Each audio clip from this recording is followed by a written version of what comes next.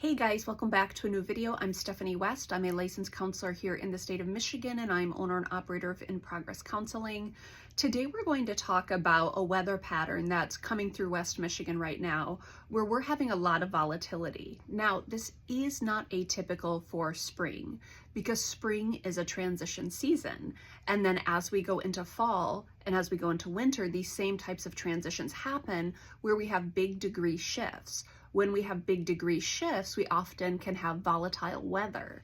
And so this week, it's been really tangible to use this as an example with clients, because when there are bigger degrees of vacillations in the weather pattern, we typically have more volatility as the weather kind of resorts itself. So over this last weekend, we had a 60, kind of mid 60s degree day, and the following day it was high 30s. That is a huge weather shift. And when that level of change happens, the volatility that comes with it can be pretty astronomical. So 70, 80 mile an hour winds, some of us had tornado sirens going off for the broadside of a half an hour. And to a degree, that's to be expected when there's that level of a shift happening. So when I'm talking with clients through seismic shifts happening in their life, what we look at, and this is just an analogy related to kind of, weather patterns that are ongoing right now, we talk about how do we reduce the degree of variance? How do we reduce the extreme vacillation? So it's like if we went from 65 degrees down to 38 degrees, I think that's what it was over the weekend, huge shift. What if it was 58 degrees down to 45 degrees? Well, that's a much less volatile shift typically. It doesn't mean there's not storms, it doesn't mean there's not a recalibration, but it's not as torrential of a shift. It's not as volatile. It doesn't produce as many big ripple cascading effects. And so I'll talk with clients about, hey, this shift is happening in your life, or this shift is upcoming in your life, and we cannot reduce the fact that a shift is happening. What we might be able to do is reduce the degree of intensity that you experience in it by moving kind of the gaps closer together. So instead of mid 60s down to mid 30s or high 30s, can we reduce the distance between where you're at and where you're going? And so what that looks like practically, and I'll use a client story right now who's going to be going through a medical procedure that will change some of their lifestyle habits going forward. And unfortunately, they don't have much say in this because they're in a very medically complicated situation, and surgery is going to be the most likely answer for them because it's been about a year and a half of dealing with the slog of treatments, and now there's going to be a more permanent process. And so the client is talking about, what can I do now to make that particular post-surgery transition a touch more calibrated? So it's not this giant before and after.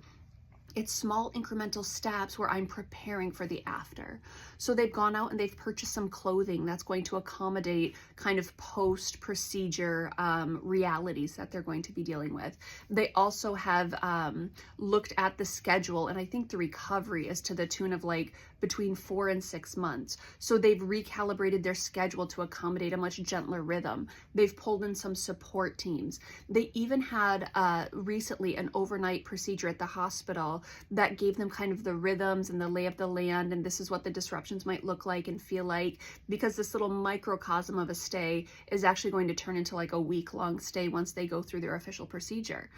All of these things reduce the gap, they reduce the intensity. But the point is, and we'll get to this in another video, but the point is the client is walking towards the transition, doing what they can to reduce the gap. So instead of going from a 65 degree down to a 38 degree kind of whip around with high winds and intensity and storms, they're still going to have a transition. They're still going to have a shift, and it's going to be a significant shift, but it's not going to be as volatile because they're walking towards it. They're bridging the gap as much as they can. They're reducing the friction between where they're at now and where they're headed. And it takes bravery to do that. And it takes a lot of, it takes a lot of wisdom to start walking towards. But what they're doing is they're really working hard to make sure that that seismic shift isn't so volatile. If you see a change coming, if there's something on the horizon, the question is, how do I reduce the gap between where I'm at and what's coming my way? Because the bigger that gap is, the more intensity likely comes with it. If I can reduce it, it doesn't mean I can take away the hurt, the pain, the struggle, the adjustment. It means perhaps I can influence some of the intensity of it.